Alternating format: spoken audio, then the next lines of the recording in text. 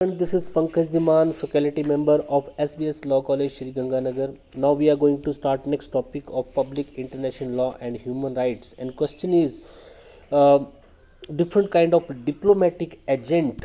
तो diplomatic agent को हम यहाँ पे पढ़ेंगे, जिनको हम एम्बेसडर भी बोलते हैं, इनवॉय भी बोलते हैं।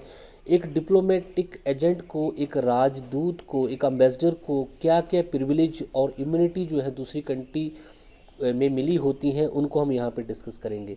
तो एम्बेसडर, डिप्लोमेटिक एजेंट वो पर्सन होता है जो एक कंट्री को दूसरी कंट्री में रिप्रेजेंट करता है।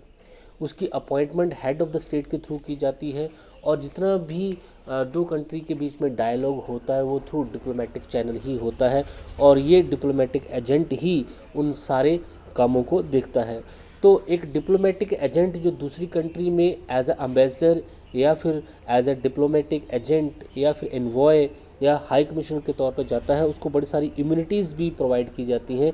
उन्हीं चीज़ों को हम यहाँ पे समझेंगे। तो देखिए, थोड़ा सा इसका पहले सिस्टम देख लेते हैं। The system of appointment of agent to act as a representative of king और ruler for the purpose of doing work in the other country और to perform some function has been a work from the immemorial time.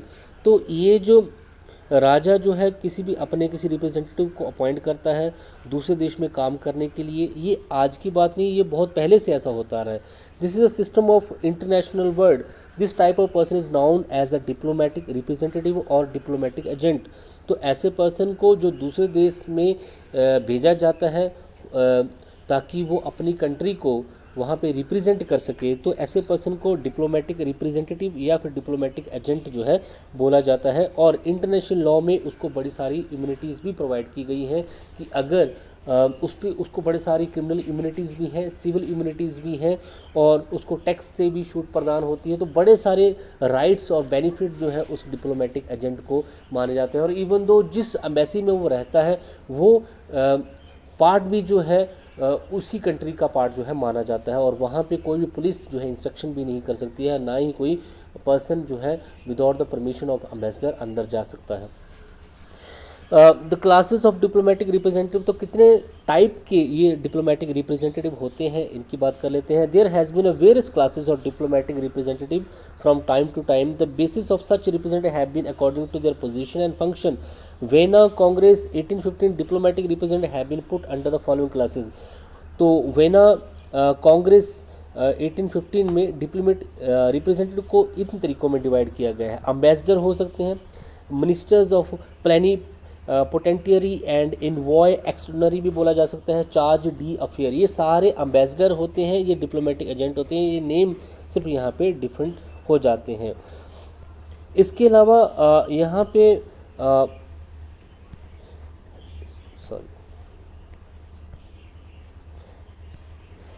X la chapel of 1818 में भी 4 category of residence ministers who was also added in the order has been put as follow. तो Aix la Chapelle 1818 में ये जो ambassadors होते हैं, ये ambassador जो होते हैं इनकी कैटेगरी में 1-2 और कैटेगरी एंटर की गई, जैसे अम्बेसडर और ambassador of pope, full power ambassador and special ambassador, resident ministers, charge d affaire और in charge of external affairs. ये डिफरेंट नेम हैं, लेकिन ये सारे अम्बेसडर होते हैं, इनवॉय होती हैं, इनकी पावर्स कम और ज़्यादा हो सकती हैं। इनको दूसरी कंट्री में भेजा जाता है ताकि जितने भी जो पॉलिटिकल डायलॉग 2 कंट्रीज़ के बीच में होंगे उनमें ये ही रिप्रेजेंट जो है अपनी कंट्री को करते हैं। Later on, these categories were further amended under Article 14 of Vienna Convention 1961. Diplomatic representatives have further been divided into 3 categories: ambassador or ambassador of Pope, and head of other missions of similar rank, ambassador sent to the head of the state, ministers or ambassador of religions, charged the affair. तो अब ये ambassador होते कौन है? Ambassador are treated as a personal representative और agent of the head of the state. तो जो state का हेड होता है, जैसे हमारे स्टेट का हेड प्रेसिडेंट है, तो ये उसके द्वारा अपॉइंट किया जाता है और उसी के थ्रू जो है उसको दूसरी कंट्री में भेजा जाता है ताकि वो अपनी कंट्री को वहाँ पे रिप्रेजेंट कर सके। They deserve special honour, their appointment is made with the consent of the state. उसकी अपॉइंटमेंट भी जो है उसी स्टेट की कंसेंट के साथ होती है जहाँ पे उसे भेजा जा रहा है, in which they are appointed. such ambassador are given one letter of credence which is submitted to the head of the state in which they are appointed.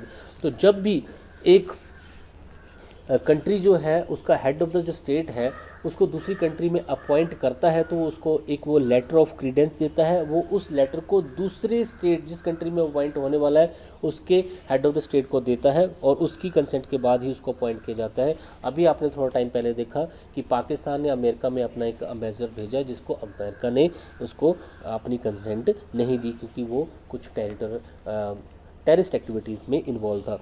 They are appointed.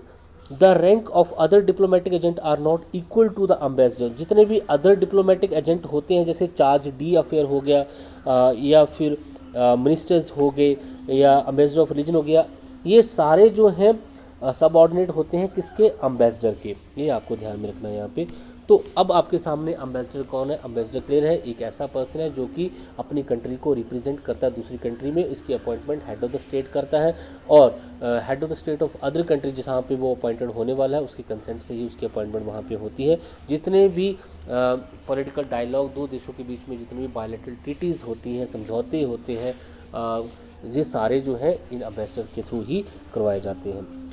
अब देखते हैं कि क्या क्या राइट्स और privilege जो है ये डिप्लोमेटिक रिप्रेजेंटेटिव को प्रोवाइड कराए जाते हैं।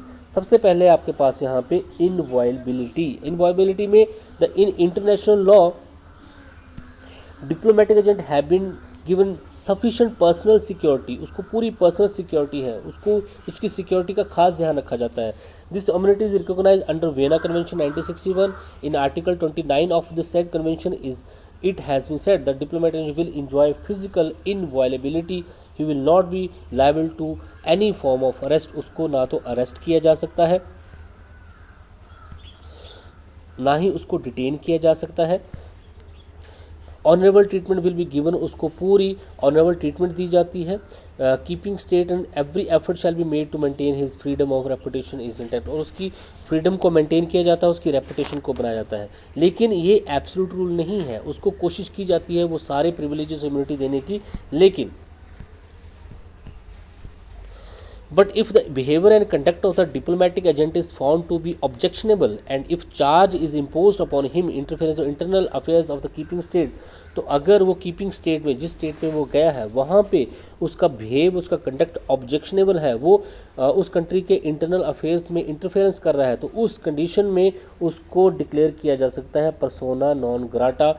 और पर्सोना नॉन ग्राटा का मतलब होता है कि उसको अपनी उस कंट्री को लीव करने के लिए बोल दिया जाता है, कंट्री को छोड़कर वापस अपनी कंट्री में जाने के लिए बोला जा सकता है। तो इसका प्रोविज़न भी है article 9 and 43 of Vienna convention 1961। Indian diplomatic agent in Pakistan Rajesh Mittal was tortured by officer of intelligence agency.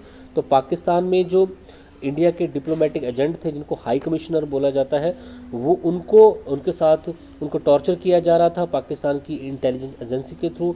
तो इसके रिस्पॉन्स में इंडिया ने जो है 2 पाकिस्तानी डिप्लोमेटिक एजेंट को इंडिया में पर्सोना नॉन ग्राटा करके उनको इंडिया छोड़ने के लिए बोल दिया। तो इस तरीके से अगर किसी भी एम्बेसडर का या फिर डिप्लोमेटिक एजेंट का बिहेवियर जो है ठीक नहीं है, वो इंटरनल मैटर्स में इंटरफेरेंस कर रहा है, उसकी हालांकि उसकी सिक्योरिटी का पूरा ध्यान रखा जाता है, लेकिन अगर वो कुछ ऐसा कर रहा है तो उस कंडीशन में उसको पर्सोना नॉन ग्राटा किया जा सकता है। Second, immunity from the civil administration. तो सिविल एडमिनिस्ट्रेशन में भी उसको बड़ी सारी इम्यूनिटी मिली हुई है, सिविल मैटर में भी। No suit can be filed against diplomatic agent for the recovery of डेप्ट। तो अगर कोई कर्जे की रिकवरी का केस है तो डिप्लोमेटिक एजेंट के अगेंस्ट वो फाइल नहीं किया जा सकता है। मतलब कंट्री के अगेंस्ट को रिकवरी ऑफ डेप्ट का केस है तो उसमें डिप्लोमेटिक एजेंट को अरेस्ट नहीं किया जा सकता है। He can not be arrested in action for डेप्ट रिकवरी। कोई अरेस्ट का एक्शन भी नहीं हो सकता। His property can not be seize, उसकी प्रॉपर्टी भी सीज नहीं हो सकती है, सोल्ड नहीं हो सकती है। जो प्रॉपर्टी उस देश की है तो उसको वो सीज नहीं कर सकते हैं क्योंकि वो ऑफिशियल कैपेसिटी में उस प्रॉपर्टी पे है।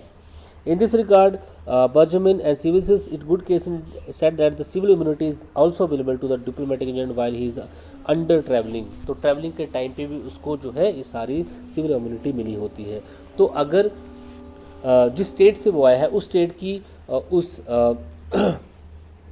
सर्विंग कंट्री में कीपिंग स्टेट में कुछ प्रॉपर्टी है, उससे रिलेटेड कोई डेप्ट और कर्जे हैं, तो उस एम्बेसडर के अगेंस्ट वो रिकवरी उनकी नहीं की जा सकती है। But the following are the exceptions of above under the article 3 of Vienna convention, लेकिन इसके भी कुछ एक्सेप्शन वहाँ पे दिए गए हैं। जहाँ पे उसकी अपनी कोई निजी प्रॉपर्टी है, उसकी कोई पर्सनल प्रॉपर्टी है, तो वहाँ पे उसके अगेंस्ट डेब्ट रिकवरी का सूट भी फाइल किया जा सकता है और उसको डेब्ट रिकवरी के केसेस में अरेस्ट भी किया जा सकता है। ये बातें आपको याद रखनी है। तो immunity will not be available in case of personal property situated in keeping state, यही बात यहाँ पे मैं आपको बता रहा था। दूसरी, this immunities will also not available in case of trade और business transaction which are not in the purview of such diplomatic agent.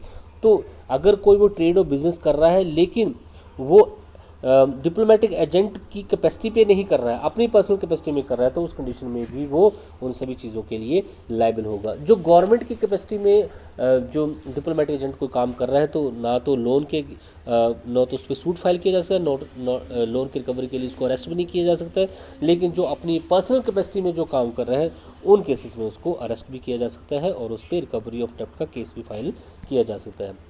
Third, आपके पास इम्यूनिटी फ्रॉम क्रिमिनल जुरिसडिक्शन। तो क्रिमिनल सिविल जुरिसडिक्शन आपने देख लिया, अब उसके पास क्रिमिनल जुरिसडिक्शन भी है, इम्यूनिटी इसको यहाँ पे मिली हुई है, यहाँ पे उसको बड़े सारे जो है बेनिफिट दिए गए हैं। Diplomatic representative have also been given immunity from the criminal jurisdiction under Article 31 of Vienna Convention 1961. It has been provided that diplomatic agents shall be immune from the criminal jurisdiction of the state.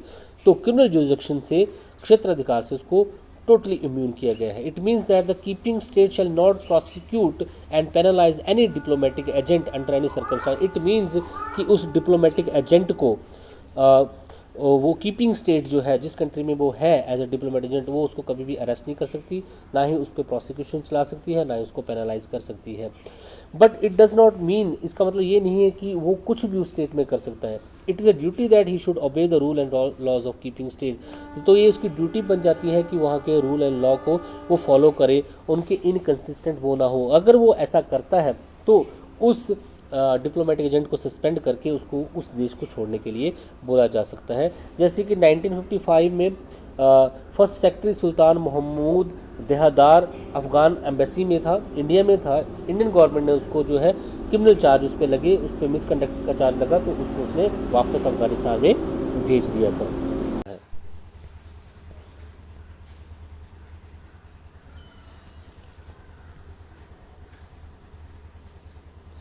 Next है immunity from police rules and regulation. तो police rule और regulation जो होते हैं ये उसको follow नहीं करने होते हैं। नेक्स्ट है right to worship and devotion to the God. तो जिस भी रिलीजन से वो जुड़ा है, जिस रिलीजन को वो फॉलो करता है, उसको प्रोफेस करता है, उस रिलीजन को वो फॉलो कर सकता है, उस पर किसी तरह की कोई पाबंदी नहीं होगी। But he does not enjoy the right to preach his own religion. अपने रिलीजन को एक शिक्षा दूसरों को देने का उसको कोई राइट नहीं है। कीपिंग स्टेट के सिटीजन को वो बाउंड नहीं कर सकता कि वर्शिप में आके पार्टिसिपेट आप करिए। Immunity from the local military obligation. तो एक लोकल मिलिट्री ऑब्लिगेशन जो भी होती हैं, हर एक सिटीज़न की कुछ मिलिट्री ऑब्लिगेशन होती है, जैसे 1-2 साल उसको कई बार होता है कि उस कंट्री में एसेंशियल सर्विस मिलिट्री को देनी पड़ती है। इस तरीके की अगर उस देश में कोई लोकल मिलिट्री ऑब्लिगेशन है वो भी उसको फॉलो नहीं करनी है आर्टिकल 35 ऑफ वीना कन्वेंशन के according. Right to exercise control. अपना जितना भी उसका सबऑर्डिनेट स्टाफ है उस कंट्री में, उस सभी को अपना वो कंट्रोल जो है इस्टेब्लिश कर सकता है। Right to communicate information. According to article 27 Vienna convention 1961, the diplomatic representative are empowered to communicate information to the state regarding his embassy. तो अपनी एम्बेसी से रिलेटेड कोई भी इन्फॉर्मेशन, उस देश से रिलेटेड कोई भी इन्फॉर्मेशन अगर उसके पास है तो वो अपनी कंट्री के साथ उस इन्फॉर्मेशन को जो है कम्युनिकेट कर सकता है। Right to travel and touring. वो उस कंट्री में कहीं पे भी ट्रैवल कर सकता है, रिलेटेड टूर कर सकता है, लेकिन कीपिंग स्टेट चाहे तो उसके सिक्योरिटी पर्सपेक्टिव से उसको ऐसा करने से रोक सकती है। नेक्स्ट आपके पास immunity from the social security contracts. जितने भी सोशल सिक्योरिटी कॉन्ट्रैक्ट्स होते हैं किसी भी पर्सन के, उससे भी उसको इम्यूनिटी मिली होती है। Immunity from the inspection and checking of the passenger luggage. जो भी उसका लगेज होगा, पैसेंजर लगेज होगा, उसको उसकी इंस्पेक्शन से भी छूट जो है वहाँ। तो ऐसा आपने देखा कि नंबर्स ऑफ इम्यूनिटी उसको मिली है उसकी सिक्योरिटी से रिलेटेड। सिविल मैटर्स में आपने देखा, क्रिमिनल मैटर में आपने देखा, टैक्स के मैटर से आपने देखा, मिलिट्री ऑब्लिगेशंस, लोकल ऑब्लिगेशंस जो होती हैं, घर पे कोई किसी तरीके की सर्च इंस्पेक्शन जो है उसके नहीं हो सकती है, अपनी कंट्री के साथ कोई भी इंफॉर्मेशन वो शेयर कर सकता है। तो इतने सारे उसकी इम्यूनिटी यहाँ पे मिली हुई है, कोई भी टूर एंड ट्रैवलिंग जो वो वहाँ पे कर सकता है। अब यहाँ पे नेक्स्ट क्वेश्चन आपका बनता है कि एलिमिनेशन कैसे होती है इन फैसिलिटीज़ की, इम्यूनिटीज़ की। तो in article 32 of vena convention 1961 के अंडर वो सारे कॉजेज बताए गए हैं, जिसमें एक एम्बेसडर जो होता है, ये डिप्लोमेटिक एजेंट जो होता है, उसकी ये सारी इम्यूनिटीज़ जो उसको मिली हुई हैं, विशेषाधिकार जो उसको मिले हुए हैं, वो कैसे ख़त्म हो सकते हैं। Number 1, when the diplomatic agent himself waves such immunities, जब डिप्लोमेटिक एजेंट जो उसको राइट मिले उनको खुद ही छोड़ रहा हो, जैसे वो खुद जाके कोर्ट में एविडेंस दे रहा है, या फिर कोर्ट में जाके कोई सूट फाइल कर रहा है, या फिर टैक्स खुद ही पे कर रहा है, तो इस कंडीशन में वो डिप्लोमेटिक एजेंट्स अपने वो राइट जो हैं, जो उसको मिले हुए हैं कि कोई टैक्स उसको पे नहीं करना, उसके अगेंस्ट कोई सूट फाइल नहीं हो सकता, वो कोर्ट में जाके कोई एविडेंस देने के लिए भी बाउंड नहीं है। अगर वो खुद ही कर रहा है तो इस कंडीशन में उसकी इम्यूनिटी वो ऑटोमेटिकली ख़त्म है। दूसरी कंडीशन में he does not remain as a diplomatic agent, जब वो एक डिप्लोमेटिक एजेंट नहीं रहता है तो उस कंडीशन में उसकी सारी इम्यूनिटी जो उसके स्पेशल प्रिविलेजेस उसको मिले हुए वो भी ख़त्म हो जाते हैं। तो जैसे कोई एक कंट्री उसके मिसबिहेव के लिए, उसके उस कंट्री में इंटरनल मैटर में इंटरफेयर करने के लिए अगर उसको वो कंट्री लीव करने के लिए बोल देता है, तो उस कंडीशन में उसके वो वहाँ पे उस कंट्री में वो सारे राइट्स भी ख़त्म हो जाते हैं। जैसे when his time period is और सर्विस ओवर, तो उस कंडीशन में वो डिप्लोमेटिक एजेंट के वो राइट खत्म हो जाते हैं जब उसका टाइम पीरियड खत्म हो जाता है। अगर उसको 5 साल के लिए अपॉइंट किया था, जैसे 5 साल हो गए, तो उसके सारे राइट भी खत्म हो जाते हैं।